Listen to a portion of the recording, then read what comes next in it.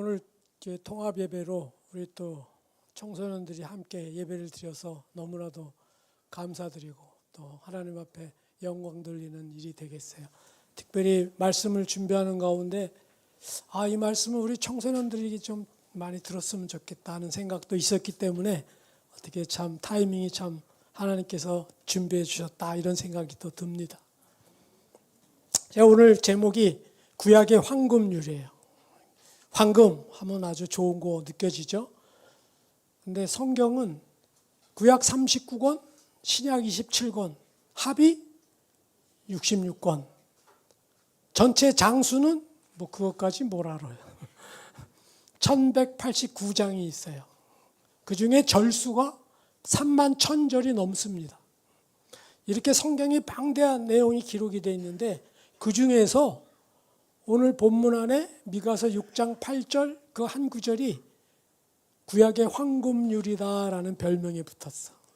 그래서 오늘 설교는 1부입니다. 축구로 말하면 전반전. 다음 주에는 2부죠. 그럼 왜 이렇게 1, 2부가 나눠져 있나? 바울의 서신서를 보면은 대체적으로 두 파트로 나눠져 있어요. 예를 들어서 로마서 같은 경우에는 로마서 1장부터 11장까지는 교리적인 거. 왜 인간이 이렇게 사는가? 왜 교리는 이렇게 적혀 있나? 이런 것을 설명해 놓고요. 후반전에 가게 되면 12장부터 마지막 16장까지는 실천적인 거. 그러니까 이렇게 너희는 살아야 된다. 이렇게. 왜 그러냐? 교리적인 측면, 나타난 이유. 후반전, 교리가 그러니까 너희들은 이렇게 살아야 돼. 실천적인 면. 그래서 오늘은 구약의 황금률 일부기 때문에 왜 구약의 황금률인가? 그거에 대해서 우리가 말씀을 좀 나누고 은혜를 받기 원해요. 아프리카예요. 아프리카에는 남부에 주로 많이 사는 동물 중에 초식 동물에 스프링벅이라는 초식 동물이 있어요. 그거는 남아공의 대표적인 동물이기도 하대요. 그래서 그 초원에서 이 초식 동물 스프링벅이 이렇게 살아가는데 가끔 가다가 이상한 현상이 벌어진답니다. 어떤 현상이냐? 이게 자기들끼리 이렇게 알아서 풀을 뜯어 먹다가 갑자기 이렇게 움직임이 좀 빨라지기 시작하면서 어느 순간에 그 무리가 뛰기 시작하는 거예요. 그러면서 속도가 붙어요. 그 장대한 광경, 풍경, 그 많은 수많은 스프링벅 그 초식 동물이 그냥 달려갑니다. 그런데 그렇게 달려가다가 그 지형이 이렇게 낭떠러지 같은 걸 만날 수가 있답니다. 그 밑에는 물이 흐르는데 근데 그 제법 높은 낭떠러지를 앞에 놈부터 막 떨어지기 시작하면은 브레이크를 못 잡고 뒤따라오던 무리들도 막 떨어져요. 그러면 어린 놈들은 그 자리에서 그저 깔려서 죽기도 하고 제법 덩치가 큰 놈들도 다리가 부러지면은요, 그는 초원에서는 죽음이나 마찬가지예요. 제가 왜 그런지는 그 현상을 연구한 사람들이 발표해 놓은 게 없어서 잘 모르겠는데 제 생각에 한번 이렇게 생각해 봤어요. 이렇게 풀을 뜯어 먹는데 뒤에 놈이 저 앞에 놈 보니까 저기 풀이 더 좋아 보여. 그래서 코를 갖다가 그쪽으로 이제 박는 거죠. 이놈이 자기 자리를 쳐들어오니까 야, 왜 이렇게 자꾸 네 거 먹지 왜 이래. 그러니까, 네가 맡아놨냐? 또 할 말도 없어요. 자기도 보니까 앞에 놈이 그쪽이 또 좋아 보여.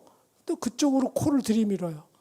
이렇게 서로가 남의 풀이 좋아 보이니까 코를 갖다 댔다 들이밀다 보니 움직이기 시작하는데 이게 전체가 갑자기 움직이기 시작하니까 어느덧 한 놈이 좀 빨리 걷다가 뛴단 말이에요.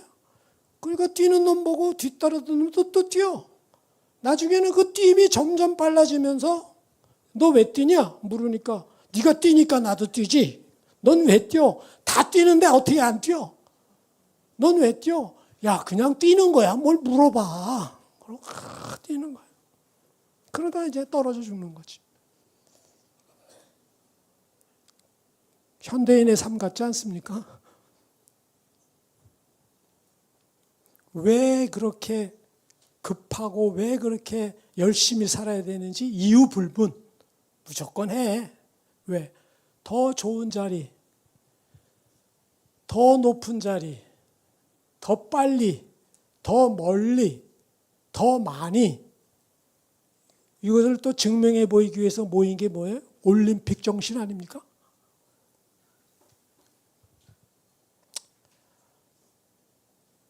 우리 현대사회에서 요구하지 해서는 안 될 것, 용납하지 않는 것 세 가지 시옷이 있답니다. 그 시옷이 뭐냐? 시도, 두 번째 실패, 실수, 이거 용납 안 한대요. 그래서 각 연령층마다 해야 되는 게 있어요. 이렇게 해야 돼. 왜? 더 빨리 가야 되니까. 제가 사회복지 쪽 관련을 이렇게 공부하다가 아동센터에 이제 실습을 한번 해보러 갔는데 거기 초등학교 5학년짜리를 하루는 이렇게 학습을 좀 도와주느라고 못 풀어서 끙끙 앓는 친구가 있어서 그 문제를 이렇게 내가 도와주려고 이렇게 봤더니 만만치 않더라고. 문제가 뭐냐면 지금도 기억이 생생해. 가로가 110cm, 세로가 90cm 큰 종이가 있는데 그 큰 110, 90 종이에 가로, 세로가 똑같은 정사각형 가장 크게 몇 장이나 자를 수 있냐? 이게 문제야. 여러분 풀 수 있어요? 기다려라. 자존심이 있으니까. 해답을 보고 설명을 받지. 그랬더니 다른 게 아니고 최소 공배수 과목이더라고. 그래서 110하고 90하고의 최소 공배수는 10이니까 110쪽에서는 11쪽이 나올 거고 90쪽에서는 9쪽이 나와서 그걸 곱하니까 99장을 내놓을 수가 있어요. 지금 설명하니까 뭔 말인지도 모를 수도 있어요. 왜 그러냐? 제 생각에 아마 고등학교 한 1학년 때나 배운 거 아닌가. 최대 공약수, 최소 공배수 그런 기억이 나는데 초등학교 5학년이 그거 하는 거야. 정규 과정에. 요즘에는 뭐 강남에 뭐 7세 고시반이 또 있다더라고요. 또 그 어느 이렇게 프로그램 보니까 학원을 2-3개 다니는 건 그건 학원도 아니에요. 4-5개 다니, 4-5개. 애들이 그냥 정신이 없는 거예요. 정신이 없어. 그런데요, 제가 선교 나가기 전에는 그냥 우울증 이런 정도만 알았어요. 근데 다녀오니까 뭐 종류가 많더라고요. 공황장애, 우울장애, 불안장애, 강박장애, ADHD, 뭐 과잉행동장애, 분노조절장애, 조울증, 조현병, 뭐 수도 없어, 말 수도 없어. 그래, 국민건강보험공단의 우울증 진단 환자 통계가 2021년에 91만 5천 명에서 2024년 150만 명으로 늘어서 3년 만에 63%가 증가했답니다. 정신병 안 걸리는 게 이상하죠. 이 사회는 끊임없이 정령화된 사회, 또 이렇게 그 세대마다 해야만 된다는 것이 무한의 압력을 계속 가하는 경쟁 사회 속에서 우리는 살아갑니다. 그래서 외국에서도 우리나라가 초경쟁 사회로 최적화된 나라라고 봐요. 그래서 자살률도 OECD 국가에서는 당당하게 1위를 합니다. 이렇게. 제가 기억에 어려서 아침마다 신문을 이렇게 집에 오는 거를 이렇게 보게 되면 뉴스는 딴 거네. 죽었다와 관련된 뉴스는 연탄가스 마셔서 죽었다밖에 없어요. 근데 지금은 자살은 뭐 흔한 거예요. 흔해. 뭐 연예인들부터 해가지고.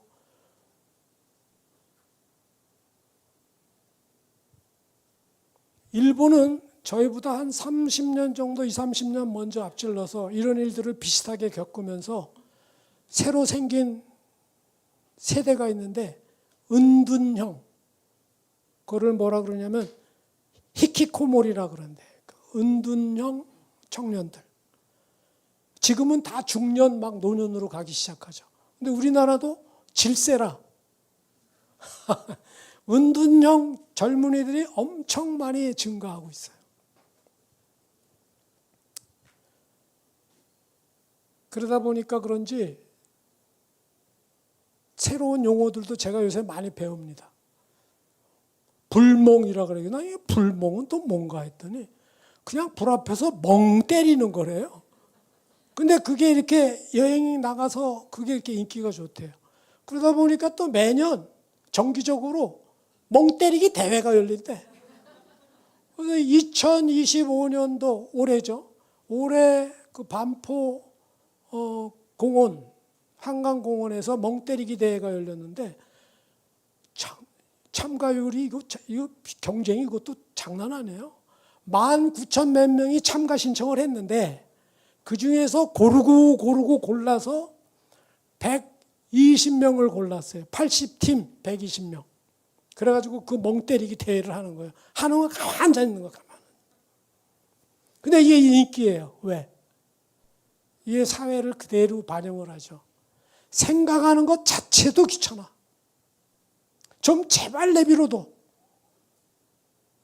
나라는 존재 자체가 생각하고 있는 걸 생각하는 내가 싫어.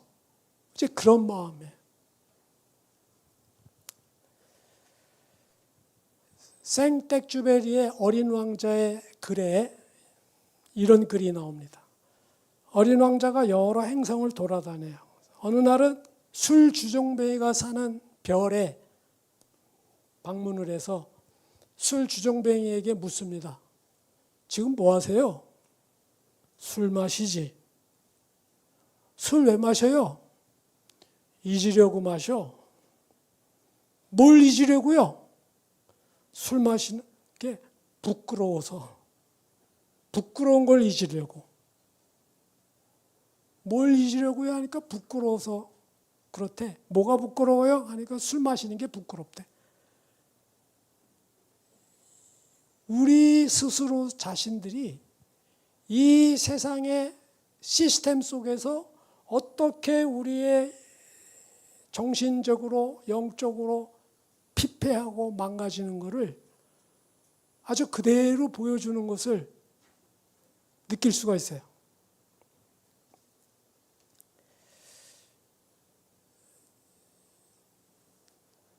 사회학자나 정신건강학자들이 분석한 내용들이 많아요. 뭐 인간의 잠재의식 속에서 뭐가 있고, 뭐 아브라함 메슬로우라는 사람이 그 중에 그래도 비슷하게 그걸 해놓은 것 같아. 사람은 욕구 따라 욕구가 충족이 될 때 행복감을 느끼는데 그것을 인간의 5단계의 욕구가 있다. 이렇게 해서 피라미드로 설명해요. 1단계 밑부분에 생리적인 작용, 그러니까 먹고 마시고 싸고 뭐 이런 기본적인 생리적 작용이 돼야 그 다음 단계로 올라갈 수가 있다. 그 다음 단계 2단계는 뭐냐? 안전에 대한 욕구라는 거예요. 안전. 내가 전쟁 나는데 지진 나고 이러는데 막 이런 데에서 뭐 먹고 하는 거가 중요하겠어요? 그러니까 그런 생리적인 욕구가 해결이 될 때 그 다음엔 안전의 욕구로 간다. 그 다음에 안전의 욕구가 해결이 되면 3단계로 소속감의 욕구, 사회적인 욕구가 충족이 돼야 된다는 거예요.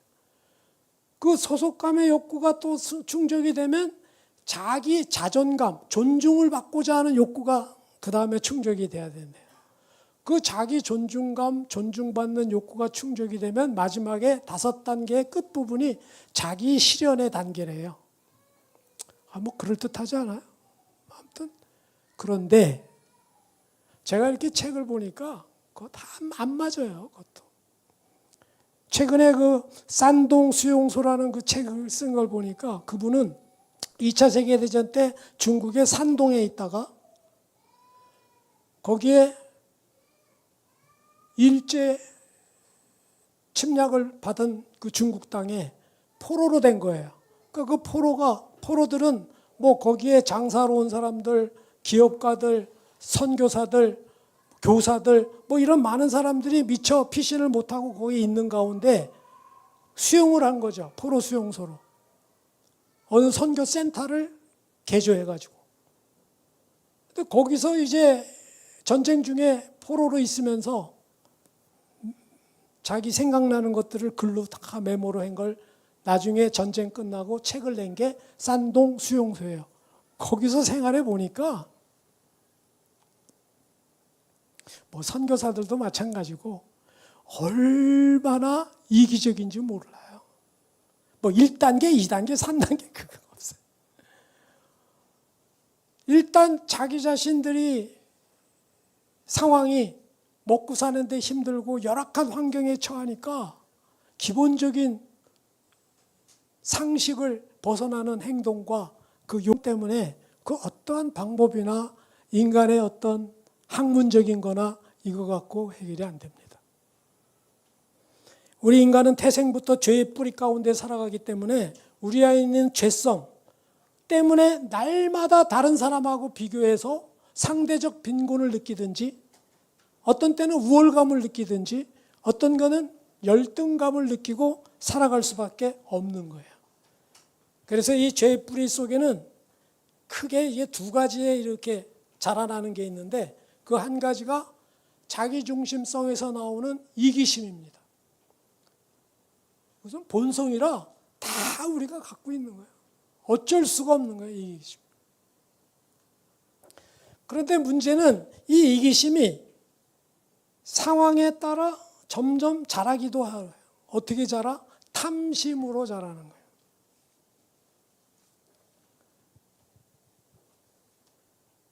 성경에 예수님이 부자에 대해서 비유로 말씀하신 내용이 나오는데 그건 부자가 천국에 들어가기가 낙타가 바늘귀에 들어가는 거 그건 부자 되면 다 못 들어가나 이것이 아니고 부자 자체가 잘못됐다는 게 아니고 부자가 되면 될수록 탐심이 더 많이 일어난다는 것을 지적하는 거예요. 참 묘합니다. 저 아까 연탄가스 이야기했죠. 제가 동남아 쪽에 그 시골 같은데 못 사는데 이렇게 선교지 이렇게 탐방을 갔을 때 보면은 사람들이 얼마나 순수한지 몰라요. 정말 욕심이 별로 없어. 근데 인간이 점점 잘 살아지고 먹고 살 만한 게 더 소화가 다 해결이 됐고 더 잘 살아질수록 뭐가 더 많이 생기냐? 탐심이 많이 생겨. 역설적이에요. 역설적. 그래서 누가복음 12장 13절에서 21절에 이렇게 기록이 되어 있습니다.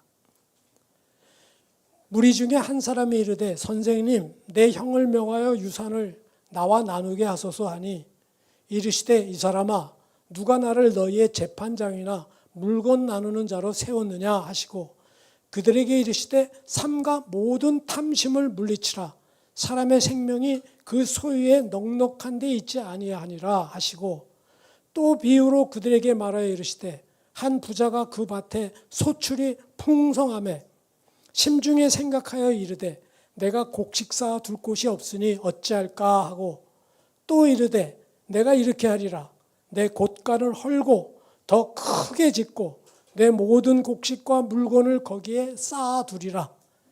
또 내가 내 영혼에게 이르되 영혼아 여러 해 쓸 물건을 많이 쌓아 두었으니 평안히 쉬고 먹고 마시고 즐거워하자 하리라 하되 하나님은 이르시되 어리석은 자여 오늘 밤에 내 영혼을 도로 찾으리니 그러면 내 준비한 것이 누구의 것이 되겠느냐 하셨으니 자기를 위하여 재물을 쌓아두고 하나님께 대하여 부요하지 못한 자가 이와 같으니라.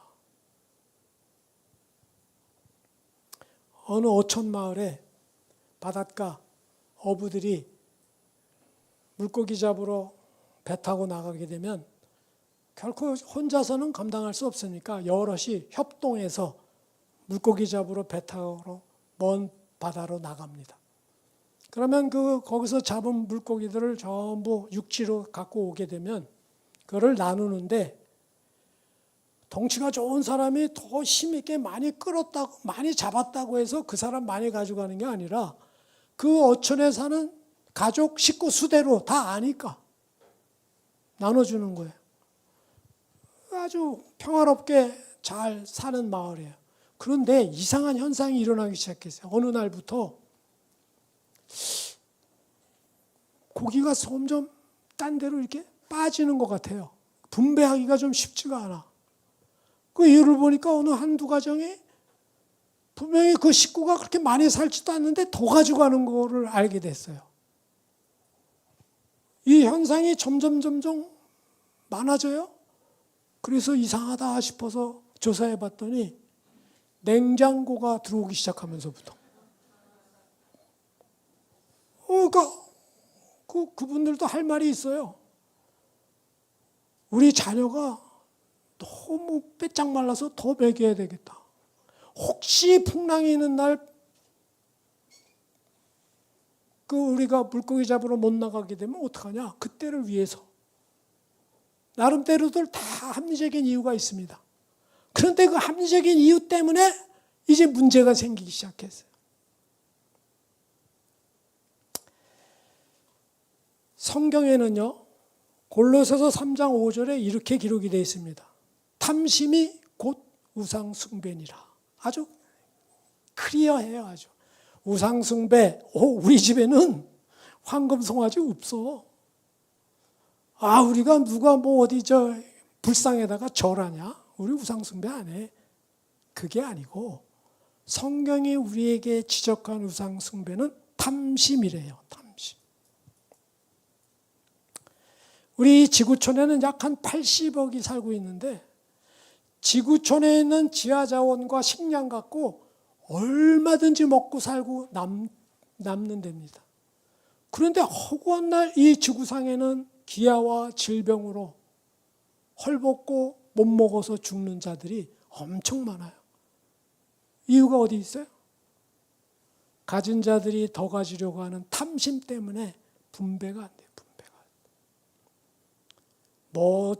민주주의가 어떻고 정의가 어떻고 공산주의가 어떻고 사회주의가 어떤 정치와 어떠한 시스템으로 해도 그것을 못 막습니다. 그거 해결이 안 돼요.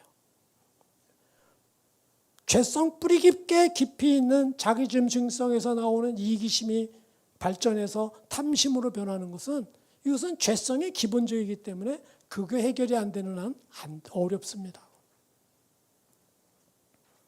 두 번째로 우리 자기중심성 속에 그 뿌리에서 나오는 것이 하나 있는데 그것이 바로 무관심입니다. 이 무관심은요, 자기한테도 있고 남한테도 있는데 자기한테는 뭐가 있냐? 대부분 죽음에 대한 무관심이 있어요. 사람은 반드시 죽는다는데도 절대 죽지 않는 것 같이 살아내는 게 우리 인간들이에요. 그래서 죽음의 반대말은 살아있다가 아니에요. 죽음의 반대말은 죽음에 대한 무관심입니다. 그러면 사랑은 어떠냐? 사랑의 반대말은 미움이냐? 사랑의 반대말은 무관심. 이건 제가 한 이야기가 아니고 15세 때 가족과 함께 아우슈비츠 강제 수용소에 갔다가 홀로 살아남아 평생을 기자, 작가, 교수로서 인류의 평화와 인권을 위해서 살았던 유대인 가운데 엘리 위젤이라는 사람이 이렇게 말했어요. 사랑의 반대는 미움이 아니고 무관심이다. 아마 본인이 아우슈비츠에 있으면서 뼈저리게 느꼈나 보죠. 그는 노벨 평화상도 받게 됐는데 노벨 평화상을 받는 자리에서 그랬습니다. 현대 사회를 황폐케 하는 최고의 악을 꼽으라고 하면 그것은 무관심이다. 제가 영화를 볼 시간도 없고 잘 보지 않는데 선교지 나가기 전에 쉰들러 리스트라는 영화를 2번을 제가 봤어요. 저에게는 굉장한 그 선교사로서의 인사이트를 많이 제가 얻었어요. 근데 영화 이렇게 뭐 소개된 내용을 보니까 존 오브 인터레스트라는 영화가 있는데 뭐 영어도 뭔 말인지 알아듣기 어렵고 뭐 이렇게 줄거리를 대충 봤더니 아우슈비츠 수용소가 배경돼서 나오는 영화래요. 그래서 쉰들러 리스트 영화를 생각해서 시간도 내고 또 할인도 해준다니까 이렇게 영화를 봤어요. 그랬더니 참 이상한 영화였어요. 사람이 대화하는 내용은 별로 없어요. 안 나와요. 꼭 무성 영화 보는 것 같아. 그리고 무서운 내용도 별로 없습니다. 그런데 여운이 굉장히 오랫동안 저를 지금에도 남아있어요. 줄거리가 뭐냐면 아우슈비츠 수용소가 있는데 그 담장을 하나 끼고 아우슈비츠 관리 책임자인 나치 장교 아돌프 힉스라는 나치 장교 중령이 가족이 그 아우슈비츠 담장을 끼고 살아요. 그래서 영화의 장면들은 주로 어떤 게 나오냐면 그 바로 담을 끼고 있으니까 아우슈비츠 수용소에서는 굴뚝에서 검은 연기가 계속 올라옵니다. 웬만한 사람들 무슨 연기인지 알아요. 그죠? 영화에도 잠깐 보여주지만 신발이 질비하고 안경만 남아있는 그 산더미 같은 거기에 사람들이 시체실로 들어가서 가스실에서 죽어서 시체 태운 연기죠. 자세히 설명 안 해도 알죠. 그리고 이쪽 가족 사는 모습은 그 나치 장교의 아내는 얼마나 그 정원을 예쁘게 꽃을 가꾸는지 몰라요.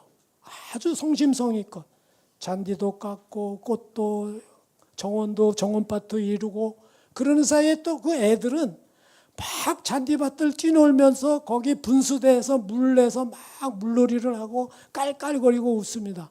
그런데 가끔씩 그 아우슈비츠 그쪽에서 들려오는 소리가 가끔 총소리가 들리고 비명소리가 들리고 신음소리가 들리고 이래요. 그게 그냥 한 장면에서 어우러져서 계속 가는 거예요, 영화가. 그러다가 어느 날 그 나치 장교가 자기 아내에게 본부에서 자기가 딴 지역으로 발령받았다고 우리가 이사 가야 될 것 같다 그러니까 그 아내가 절대 이사 못 간다고. 내 여기가 얼마나 이 정원을 열심히 꾸미고 우리 애들이 여기 얼마나 정 붙여서 사는 데인데 전출 가는 거는 당신만 가고 우리 식구는 그냥 여기서 살겠다. 내용은 별거 아니죠? 그런데 그 영화가 여러분 가만히 생각해 보니까 정말 잔인합니다.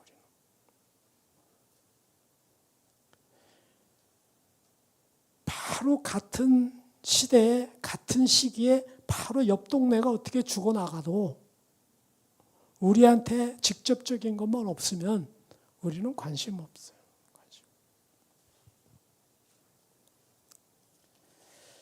성경에는 또 예수님께서 부자와 나사로를 또 이렇게 비유로 말씀을 하시는데 부자는 왜 자기가 잘못했는지도 잘 몰라요. 그거를 고발을 하는 내용이에요. 그래서 누가복음 16장 20절에는 이렇게 기록이 되어 있습니다. 나사로라 이름하는 한 거지가 헌데투성이로 그의 대문 앞에 버려진 채. 여러분 대문 앞에 헌데투성이인 거지가 하나 버려졌으면 그것을 부자가 못 봤을까요? 당연히 못 봤을 리는 없지. 딴 데도 아니고 늘 드나드는 대문 앞에. 그런데 왜 도와주질 않았냐? 무관심. 그걸 고발하는 거예요. 야고보서 4장 17절에는 더욱 이렇게 이야기합니다. 선을 알고도 행치 않는 것이 죄니라. 여러분, 보통 우리 죄하면 뭐가 죄예요? 훔쳤냐? 거짓말했냐? 사기쳤냐? 뭐 살인했냐? 이게 죄가 아니고 성경이 우리한테 해주는 말은 선을 알고도 행치 않는 것이 죄래요. 성경에서는 그러니까 이렇게 이야기하는 거예요. 죄를 지어서 죄는 그거를 범법죄라고 합니다. 법적인 용어로. 그리고 선을 알고도 행치 않는 죄는 직접적인 죄를 짓지 않았지만 그것은 무관심 죄입니다. 둘 다 죄예요. 제가 그 또 선교지 나가기 전에 한참 귀에 들어왔던 것들이 이 땅에 살아가는 사람들이 그 지수가 좋아야 좀 잘 살 것 같아서 조사하는 내용이 바로 공부하고 직결돼서 그런지 IQ 검사를 많이 했어요. 저도 어려서 IQ 검사한 기억이 나요. 근데 하필이면 막 쉬는 시간 점심 때 축구 열심히 하고 땀이 뻘뻘 나는데 올라왔더니 선생님이 뭘 하나씩 나눠주는데 IQ 검사하는데 그게 제대로 나와요? 핑계지만 IQ가 안 좋아요. Intelligent Quotient IQ 지능지수 그게 그렇게 뭐 인간에게 영향을 준다고 그러다가 이게 또 좀 세월이 좀 가니까 또 새로운 학설이 등장했어. 폴 스톨츠 박사라는 사람이 EQ라는 게 더 중요하대. EQ. Emotional Quotient. 감성지수가 그 지적 지능지수보다 훨씬 중요하다. 그것도 맞는 말이죠. 저는 이 자리에서 제가 주장합니다. 진짜 중요한 건 SQ다. Spiritual Quotient. 영성지수. 여러분 이 자리에 내가 영성지수 테스트를 한번 시험지를 나눠줄 테니까 잘 보세요. 그 시험지가 어딨냐? 디모데후서 3장 1절에서 5절인데 이것은 사도 바울이 말세지말이 되게 되면 사람들이 어떻게 행동하고 어떤 시대적인 현상이 나타날 거다라는 걸 디모데에게 서신으로 보낸 거예요. 한번 읽어볼게요. 너는 이것을 알다. 말세에 고통하는 때가 이르러 사람들이 자기를 사랑하며 이렇게 읽을 때 자기하고 맞는 거 있으면 속으로 체크해요. 이렇게 세라고. 돈을 사랑하며 체크 안 하는 사람 있어? 속으로 체크. 자랑하며 교만하며 비방하며 부모를 거역하며 감사하지 아니하며 거룩하지 아니하며 무정하며 원통함을 풀지 아니하며 모함하며 절제하지 못하며 사나우며 선한 것을 좋아하지 아니하며 배신하며 조급하며 자만하며 쾌락 사랑하기를 하나님 사랑하는 것보다 더하며 경건의 모양은 있으나 경건의 능력은 부인하니 이 같은 자들에게서 내가 돌아서라. 제가 이렇게 체크해 봤더니 19개 항목 중에 13개가 체크되더라고요. 13개 체크된 거를 19개에 나눠보니까 왜 나눠? 이게 부정적인 거 아니에요? 내 점수를 100점 만점에서 체크해 보려고. 그랬더니 13개 항목이 68% 정도 가까이 돼요. 그러니까 점수로 따지면 100점 만점에 나는 영성지수 32. 여러분들은 저보다 높겠지만 이것이 우리의 죄성 가운데 있는 우리의 나타나는 이기심과 무관심과 종합해서 채점된 점수표입니다.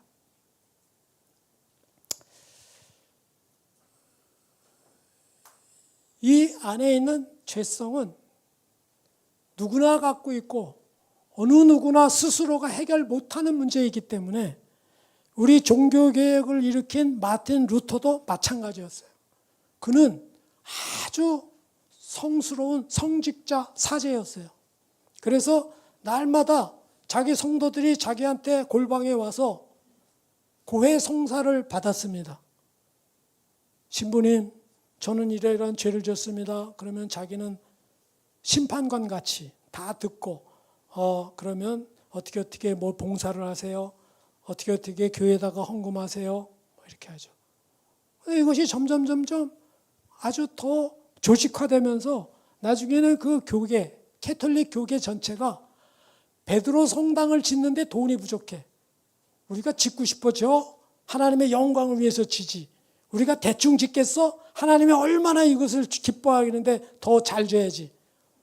너무 크게 예산도 없이 크게 저질러다 보니까 돈이 딸려. 어떻게? 좋은 생각이 있다. 우리가 면죄부라는 걸 만들어서 무슨 죄를 졌어요? 그러면 당신은 몸도 부실하고 이러니까 봉사하는 데는 어렵겠구만. 200만 원짜리 면죄부 하나 사면 딱 되겠어. 그 죄사함을 받으려면. 이런 식으로 가는 거예요. 좀 돈도 있다 싶으면 500, 1000으로 하지. 면죄부가 이제 가격이 다 달라요. 이런 거에 마틴 루터는 양심에 그게 도저히 용납이 안 돼. 왜? 자기는 성경을 봐서 알아요. 그 당시에 성경은 라틴어로 돼 있어서 사제들만 읽을 줄 알고 조금 공부한 사람만 알지 성도들은 라틴어가 그 뭔 소리인지도 몰라요. 미사 드릴 때도 뭐 일상 또라 마르가리카를 왜나 뭐 이러면 무조건 못 알아들어도 아멘 하면 돼. 아멘. 그리고 이거 성체성사 이거 주고 마시고 하면 오늘 아주 말끔하네 내 마음도. 왜? 죄사함 받았거든. 성경을 내용을 아는 마틴 루터는 이게 용납이 안 되는. 어느 날 로마 교황청에 갈 일이 있어서 가서 거기에 은총의 계단 거기를 무릎으로 그건 전통이에요. 그 무릎으로 한마디로 수행하는 거죠. 그 꼭대기까지 무릎으로 기어서 올라간 거예요. 내 안에 있는 죄, 이 문제 때문에. 꼭대기까지 올라갔는데도 마틴 루터 심중에 난 여전히 죄인이구나 생각. 그러던 마틴 루터에게 하나님께서 은혜의 빛으로 말씀을 통해서 가슴을 관통시키죠. 그 구절이 로마서 1장 16절 17절이죠.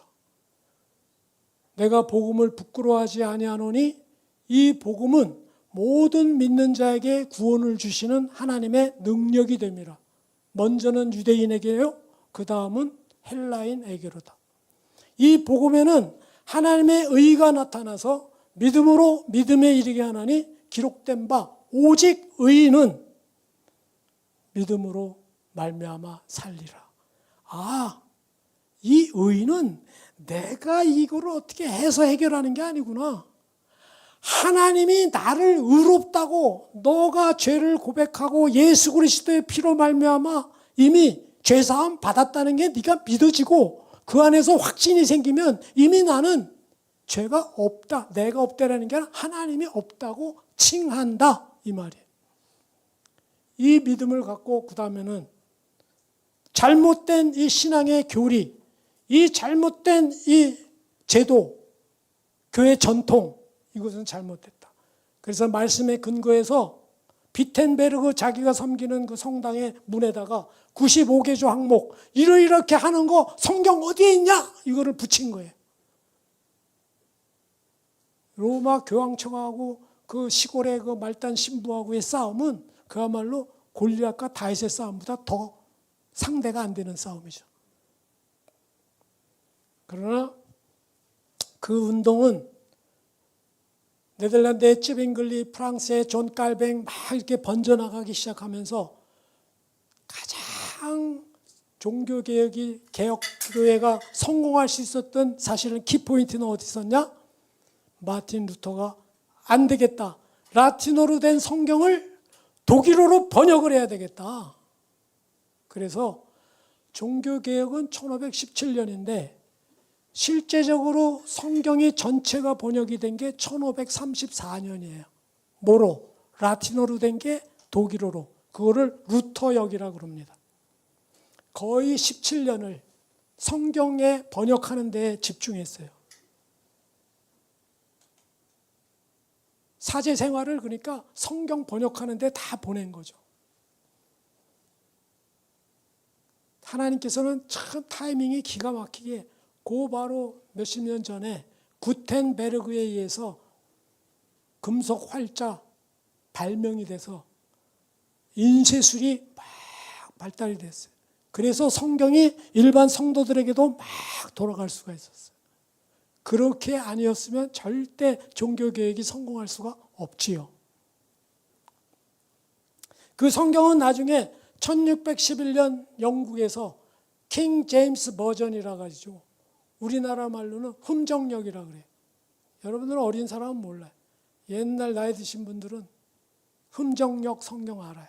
흠모하다의 흠자, 존경하다 흠, 바르다 정자. 그래가지고 킹 제임스 성경은 여러분들이 지금 보면은 완전히 그 옛날 성경 글자들이 많이 있죠. 어떻든 이렇게 성경 번역으로 인해서 또 성경에서 우리 성도들에게 제시하는 구원에 이르는 길을 제대로 마틴 루터에 의해서 알려지게 되면서 만인 제사장설이 나오게 됩니다. 죄를 꼭 사제, 신부들을 통해서 중간 매개를 통해서 죄사함 받는 거 아니다. 이 죄사함은 바로 다이렉트로 예수님과 주님과 만나서 죄사함 받는 거다. 또 교회의 전통, 권위, 그거 다 말씀의 권위 밑으로 내려가야 된다. 이런 것들이 종교개혁의 핵심들이에요. 그래서 만인 제사장설은 베드로전서 2장 9절에 이렇게 기록이 되어 있습니다.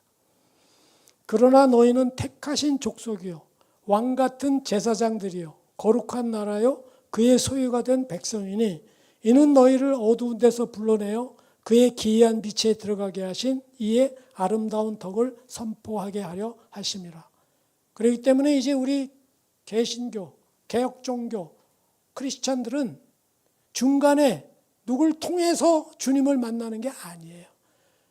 그거를 실제로 예수님께서 돌아가실 때 보여줬죠. 성막의 휘장이 어떻게 돼 있어요? 지성소와 성소를 가르는, 성소는 거룩한 곳인데 지성소는 왜 지성소인 줄 알아요?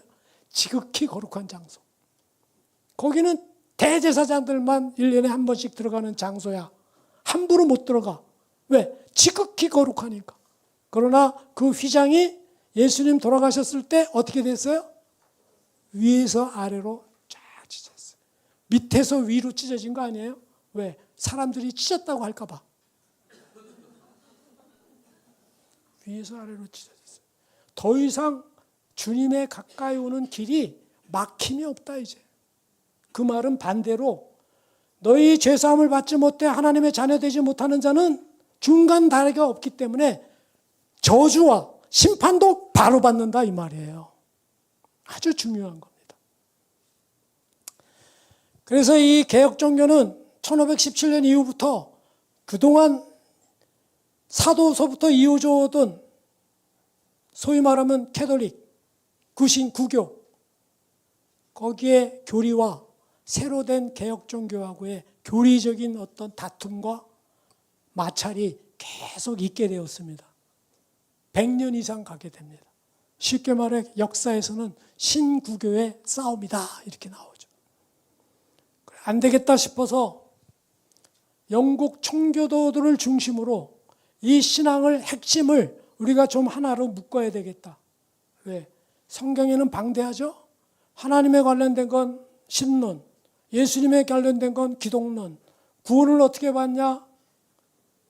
구원론, 성령은 뭐냐? 성령론. 뭐 논자 같은 거 막 붙으면 머리가 시끄럽잖아요. 어렵고. 그래서 이거를 일반 성도들도 이 신앙의 정확한 명확한 기준과 교리를 깨우치게 하고 알게 하기 위해서 하나의 교리를 만들게 됩니다. 그것이 1647년 영국 청교도들의 주체로 해서 웨스트민스터라는 사원에서 총회를 열리면서 웨스트민스터 신앙 교리를 만들어요.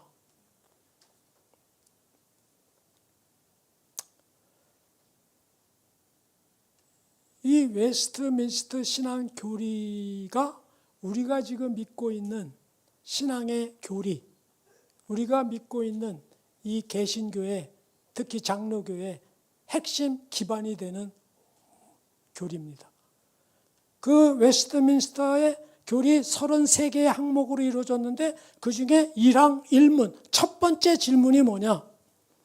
인간의 목적은 무엇입니까? 다르게 말하면 인간의 존재 목적이 뭐냐? 이런 질문이에요. 거기에 하나님을 영화롭게 하고 그를 영원히 기뻐하는 겁니다. 찬양할 때 아까 가사 중에 그게 있더라. 높으신 하나님께 우리가 이렇게 모인 이유가 뭘까? 우리가 마음을 다하여 하나님을 기쁘게 하는 거다. 막 찬양하죠. 이게 딱 그 질문이 첫 번째. To glorify God. 하나님의 영광을 위해서 영화롭게. 그거는 좀 이해가 돼. 그죠? 근데 또 to enjoy him forever. 그를 기뻐한다는 건 도대체 무슨 말일까? 이거 좀 헷갈려요. 그죠? 이것의 답이 어디 있느냐? 오늘 미가서 6장 8절에 구약의 황금률이라는 게 바로 답이에요. 한번 읽어볼게요.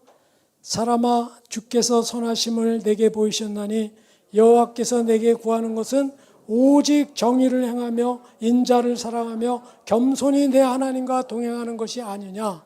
이거를 둘로 나눠서 하나님을 영화롭게 하는 것은 오직 정의를 행하며 인자를 사랑하며 이것이 하나님의 영화롭게 하는 겁니다. 그리고 영원히 하나님과 함께 기뻐하는 건 뭐냐? 그것은 겸손히 내 하나님과 동행하는 것이 아니냐 이거예요. 제가 이렇게 여러 가지 길게 끌어온 이유는 뭐다? 일부를 설명하기 위해서. 왜? Why? 구약의 황금률이냐?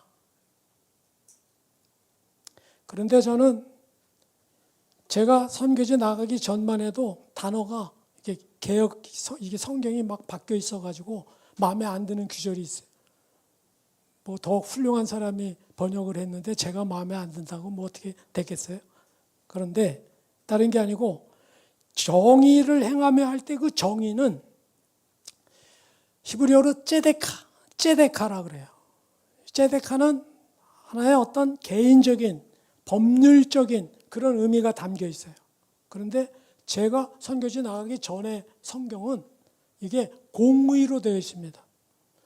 사실 정의나 공의나 뭐 미식가루나 미숫가루나 뭐 그게 그거라고 이렇게 국시나 국수나 뭐 그렇다고는 하는데 그러나 공의는 좀 더 공동체적인 의미가 있고 하나님과의 관계성에서의 내용을 포함하는 미시파트라는 용어예요. 히브리어로. 그래서 제가 볼 때는 너무 현대어로 번역을 우리 입맛에 맞게 하느라고 정의를 했나 모르지만 저는 공의가 맞다고 봅니다. 그래서 제가 외울 때도 공의를 행하며 오직 공의를 하며 이렇게 외웠거든요. 그래서 지금도 그냥 습관이 공의를 행하며로 나와요. 여러분 주기도를 제자들이 주님 보고 대화를 할 때 특별히 주님이 가르쳐 주신 거 있어요. 특별히. 그게 뭐예요? 주기도죠. 주님이 가르쳐 주신 기도가 주기도예요. 거기에 하늘에 계신 내 아버지 우리죠. 내 양식 아니죠. 하늘에 계신 우리 아버지 우리가 우리의 죄를 용서하고 우리에게 일용할 양식을 주옵시고 우리의 죄를 사하여 주옵시고 다 우리예요. 우리. 왜? 이 공의적인 문제 측면이 강하기 때문에. 그거 보면 우리나라 사람들이 참 원래 선택받은 백성 같아. 우리 아내 뭐 이러더라고. 우리 아내가? 그건 말이 안 되죠. 그래서 제가 오늘 말씀을 좀 정리하면 미가서 6장 8절에 있는 그 미가 선지자가 그 시대에 남유다를 향해서 다음 주일날 제가 설교할 내용은 구약의 황금률의 why가 아니고 가로 열고 what, how예요. what, how. 어떻게 무엇이 그 6장 8절의 구절을 갖고 실제적으로 우리에게 원하는 삶이 무엇인지를 제가 말씀드리려고 해요. 소위 coming soon. 그래서 우리 청소년들도 이 자리에 참여 못하지만 반드시 복음 충신 말씀 나눔을 보세요. 그러면 오늘의 후편, 2편 그것이 나올 거예요. 기도하겠습니다. 하나님 감사합니다. 저희들 하나님의 자녀 삼아주시고 또 이렇게 주의 말씀으로 들려지게 하시는 것 감사합니다. 저희들이 주의 말씀을 들으면서 우리들의 신앙과 우리들의 전 모습을 정직하게 들여다볼 수 있게 해주셔서 정말 하나님이 원하시는 뜻, 하나님을 기쁘게 하는 것이 무엇인지, 하나님을 영화롭게 하는 삶이 무엇인지, 온전한 예배가 무엇인지 우리에게 들려지게 하시고 또 10년 가운데 결심케 하시고 우리들의 삶 가운데 행동케 하는 삶을 살 수 있도록 성령님 도와주시옵소서. 감사드리며 예수님의 이름으로 기도드렸습니다. 아멘.